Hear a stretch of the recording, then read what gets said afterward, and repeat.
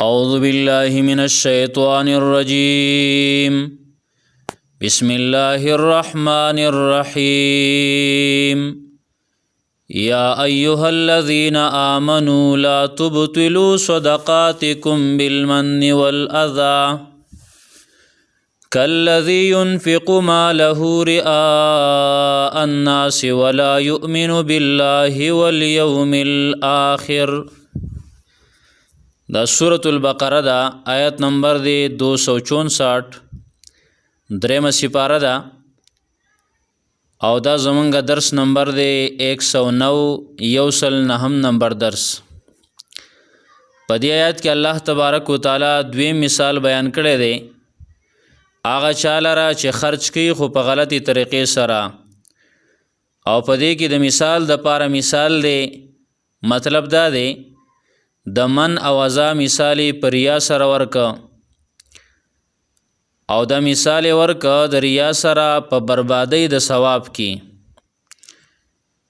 چې څنګه پر ریاکاری سره او په ځان خودنې سره ثواب هغه بربادیږي، نو دغه شان په من او ازا سره په ځباطنې او په تکلیف رسولو سره هم دا ثواب برباد شي. او د ریا مثالی د صفا ګټې د مینې ګټې سره ورک چې په هغې باندې هیڅ قسمه کرونده نه کیږي. دغه شان د ریاکار نه هم چاته پیدې صحیح نه رسي او ستاینې د خلکو په شان د خاورې بې پیدې او بیکاره چیز دی چې دا د ریا مقصد دی، د ځان ښودنې مقصد دی او د حساب د آخرت په وخت کې د بې ثوابه پاتې کېدل مثال د وابل دی. دغه تیز باران دی چې ګټه صفا پرېږدي او دارنګې هغه خاوره تې ویسي هغه لږه لږه هم. نو الله تبارک و تعالی په دې آیت کې فرمایي، الله رب العالمین فرمایي یا ایها الذین ای هغه کسانو آمنو چې ایمان مو راوړی دی لا تبطلوا مضایع کوئ مبربادوئ صدقاتکم خپل خیراتونه او خپل صدقې بالمن په ځباطلو سره والاذی او په تکلیف رسولو سره په تنګولو سره په ضرر ورکولو سره چې خلک تنګې بیا ضرر ورله ورکې. نو بالمن په ځباطلو سره والاذی او په تکلیف ورکولو سره کالذی پشان د هغه چا ینفقو چې خرچ کوي لګوي ماله خپل مال لره رئاء الناس د پاره د ځان ښودنې خلکو ته.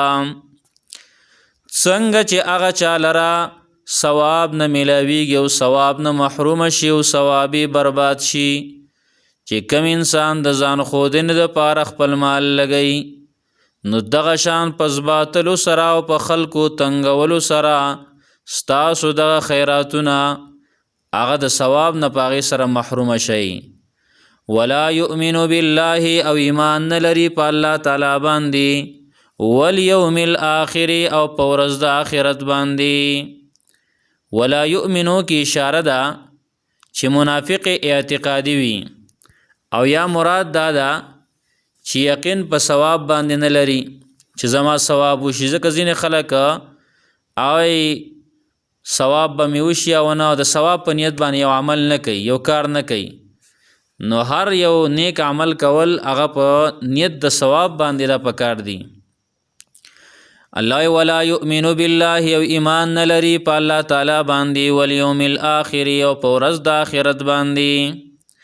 فمثله نو مثال د کمثل صفوان پشان دغه صفا ګټې دی، دغه سیده ګټې دی، دغه خویه ګټې دی، دغه مینې ګټې دی علیه تراب چې په هغې باندې خاوره پرتی فاصابه نو ورسیږي دغه ګټې ته وابل تیز باران.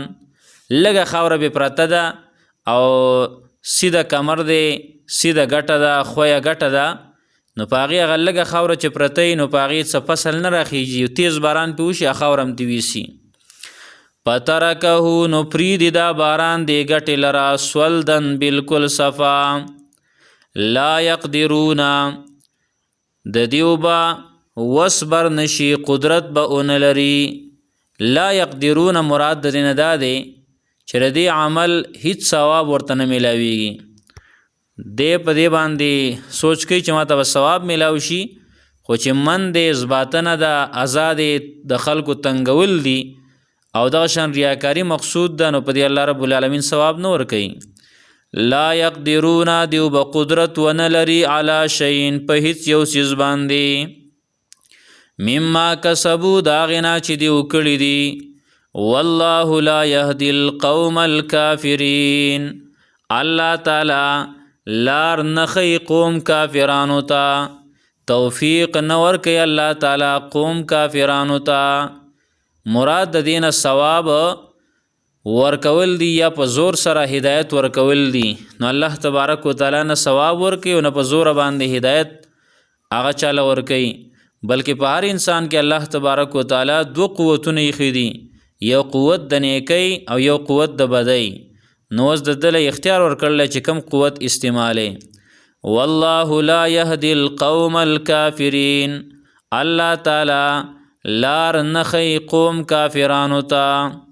سبحان الله وبحمده سبحانك اللهم وبحمدك أشهد أن لا إله إلا أنت أستغفرك وأتوب إليك.